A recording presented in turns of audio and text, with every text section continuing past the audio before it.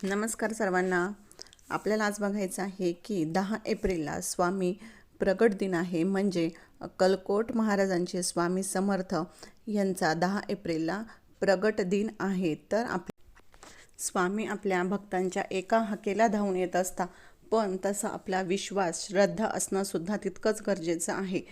तर बघा, काही काही लोक म्हणतात की मी स्वामी सेवेमध्ये इतक्या वर्षापासून आहे, तितक्या वर्षापासून आहे. पण तुम्ही किती वर्षापासून आहात त्याला महत्त्व नाही, तर तुम्ही किती मनापासून परमेश्वराचं नाव घेता त्याला जास्त महत्त्व आहे. तुम्ही मी जी सेवा सांगणार आहे, तर बघा, काही म्हणजे बऱ्याच जणांनी ह्या सेवा करून झालेल्या आहे.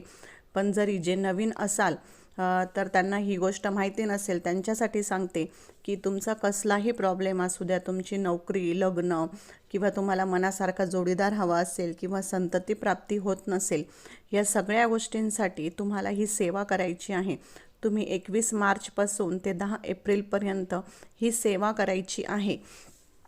तर आपल्याला काय करायचं आहे, स्वामी चरित्र सारामृताचं पारायण करायचं आहे. तर तुम्ही हे पारायण कसं करायचं आहे, तुम्हाला जर काही इच्छा असेल, म्हणजे काही तुम्हाला पाहिजे असेल, त्याच्यासाठी जर तुम्ही ही सेवा करत असाल, तर तुम्ही संकल्प करून सुद्धा ही सेवा करू शकता. किंवा तुमच्याकडे सगळं आहे तरीसुद्धा तुम्ही ही सेवा करू शकतात. सेवा करायला कुठलंही आपल्याला काही पाहिजे आहे म्हणूनच सेवा करायची असते असं नाही. तर तुम्ही अगदी मनापासून आणि छान, काहीच म्हणजे मी तर म्हणते कुठलीच अपेक्षा न ठेवता तुम्ही सेवा करत जा. कुठलाच संकल्प न करता सेवा करत जा. ती सेवा लवकर पावन होत असते. जर तुम्ही संकल्प करून करत असाल तर काय करायचं, हातामध्ये थोडंसं पाणी घ्यायचं, थोडेसे अक्षदा घ्यायचे आणि एक फूल घ्यायचं. तुम्ही तुमचं नाव गोत्र सांगायचं आणि तुमचे काय अडचण असेल किंवा तुम्ही कशासाठी ही सेवा करत आहात ते सांगायचं, किती दिवस करत आहात ते सांगायचं आणि ते पाणी ताम्हणामध्ये सोडून द्यायचं. फक्त संकल्प करताना मी अखंड पारायण करणार आहे किंवा अखंड तुमचं पाठ करणार आहे असं बोलायचं नाही. अखंड म्हणजे त्याच्यात कुठलाही खंड हा चालत नाही. जर तुम्ही अखंड बोलला तर तुम्हाला कुठे जाता येणार नाही, कंपल्सरी ते करावंच लागेल. पण जर तुम्ही अखंड बोलला नाही तर बघा, आपलं लग्न कार्य आलं किंवा कुठे तुम्हाला गावी जायला लागेल किंवा पिरियड्स आले किंवा घरी पाहुणे आले, नाही एखाद्या दिवशी जमलं तर तरीसुद्धा हे चालून जातं. त्याच्यासाठी अखंड बोलायचं नाही. तर तुम्हाला काय करायचं आहे, 21 मार्चपासून ते 10 एप्रिलपर्यंत रोज एक पाठ करायचा आहे. एक पाठ म्हणजे पूर्ण 21 अध्याय तुम्हाला एका दिवसात हे वाचायचे आहे. जर तुम्हाला शक्य होत नसेल तर तुम्ही रोज 11 वेळा तारक मंत्रसुद्धा म्हणू शकता. तर काय करायचं आहे, एक ग्लास घ्यायचा, त्याच्यावर आपला उजवा हात, ग्लासामध्ये पाणी घ्यायचं आणि त्याच्यावर उजवा हात ठेवायचा आणि 11 वेळा तारक मंत्र म्हणायचा आणि ते पाणी तुम्ही प्रसाद म्हणून ग्रहण करून घ्यायचं. अशा प्रकारे तुम्ही 11 वेळा तारक मंत्रसुद्धा म्हणू शकता, जर तुम्हाला पूर्ण स्वामी चरित्र जर वाचणं शक्य होत नसेल तर. त्यानंतर 11 माळी तुम्हाला स्वामी समर्थ मंत्राचा जप करायचा आहे. त्यानंतर म्हणजे ज्यांना 21 स्वामीचरित्राचे पारायण करणे शक्य होत नसेल तर त्यांनी कसं करायचं आहे, रोज 7 अध्याय वाचायचे. म्हणजे 7-21 3 दिवसामध्ये तुमचा तो पूर्ण एक पाठ होऊन जाईल. असं तुम्हाला 3-3 दिवसाचे तुम्ही पारायण हे करू शकतात. ज्यांच्या घरामध्ये लहान लेकरं असेल किंवा जॉईंट फॅमिली असेल तर त्यांना पूर्ण एका दिवसात एवढे 21 अध्याय वाचणं शक्य होत नाही. त्याच्यामुळं तुम्ही तुमच्या सवडीनुसार, टाईमनुसार ते थोडंसं ॲडजस्ट करून रोजचे तुम्ही 7 अध्याय जरी वाचले तरीसुद्धा तुमचं 3 दिवसात एक पारायण हे कंप्लीट होऊन जातं.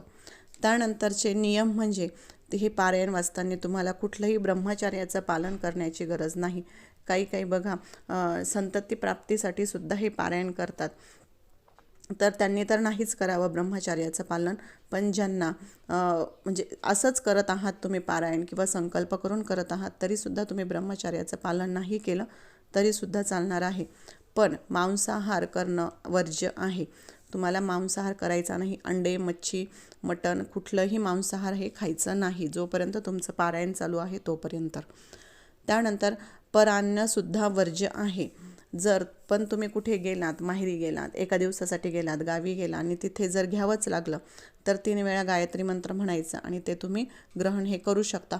हॉटेलला गेला तर प्रश्नच नाही, आपण तिथे पैसे देत असतो आणि मग जेवण करत असतो. पण शक्यतो तुमचं पारायणचा पिरियड चालू असेल तर कुठे जाऊ नका, परान्न हे ग्रहण करू नका. त्यानंतर तुम्ही म्हणाल की हे पारायण कसं वाचायचं, म्हणजे किती वेळेत बसायचं किंवा किती टप्प्यामध्ये तुम्हाला हे पारायण पूर्ण करायचं आहे. तर शक्य झालं तर एकाच बैठकीमध्ये हे पारायण पूर्ण करायचं आहे. म्हणजे तुम्ही आत्ता बसलात तर पूर्ण 21 अध्याय संपेपर्यंत उठायचं नाही. पण ज्यांना शक्य होत नसेल, लहान बच्चे वगैरे असतात कोणाचे, तर त्यांनी उठत बसत केलं तरीसुद्धा चालणार आहे. त्यानंतर ज्यांचे नेहमीचे गुरुवार चालू असेल, आता बघा 21 तारखेपासून आपण पारायणाला सुरुवात करणार आहोत, म्हणजे मध्ये तुमचे गुरुवारसुद्धा येणार आहे. तर ज्यांचे नेहमीचे गुरुवार चालू असेल, ज्यांचा गुरुवारचा पाठ चालू असेल, तर त्यांनी हा पाठ त्या 21 पाठामध्ये, म्हणजे जे आपण करणार आहोत प्रगट दिनापर्यंत, त्या पाठामध्ये तुमचा गुरुवारचा पाठ हा काउंट केला जाणार नाही.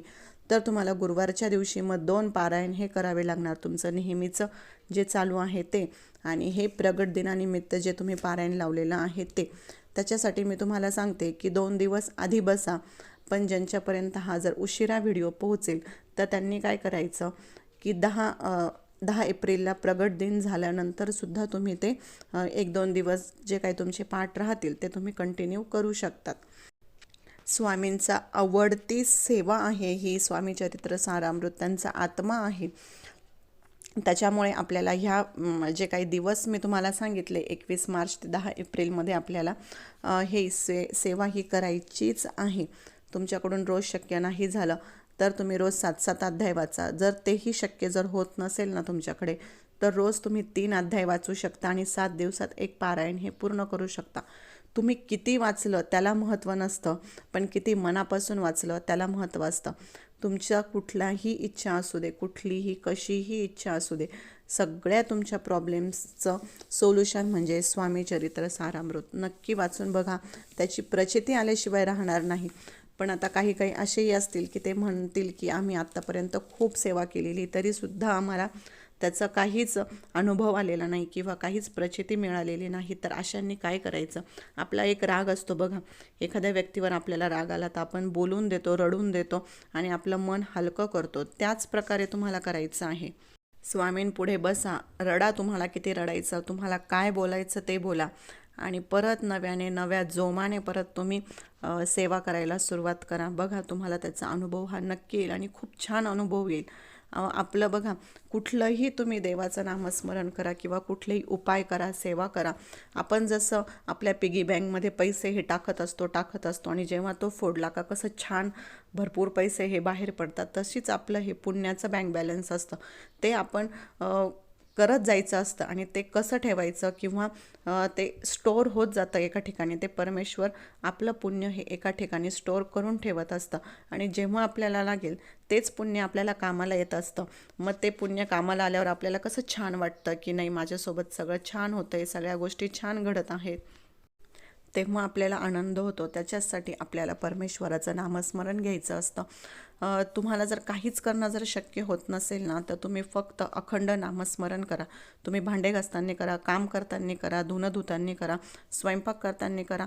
एनी टाईम तुम्ही नामस्मरण करू शकता. तुम्हाला पिरियड्स असू द्या नसू द्या, त्याला काहीच बंधन नसतं. खरं तर तीच खरी पूजा असते, नामस्मरण.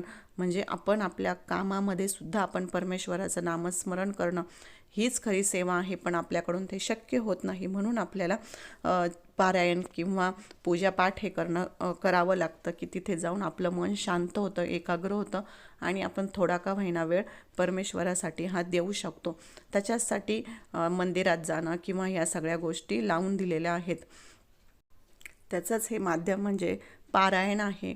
तर तुम्ही ह्या दिवसांमध्ये नक्कीच स्वामी चरित्राचं पारायण करून बघा, तुम्हाला त्याचा खूप छान अनुभव हा येईल. तर आपला आजचा व्हिडिओ कसा वाटला नक्कीच कमेंट करून सांगा. जर तुमच्या काही शंका असेल तर त्या तुम्ही कमेंटद्वारे विचारू शकता. तर तुम्ही आपल्या चॅनलला लाईक केलं नसेल तर नक्कीच लाईक करा आणि आपल्या यूट्यूब चॅनलला लाईक, शेअर आणि सबस्क्राईब नक्की करा. धन्यवाद.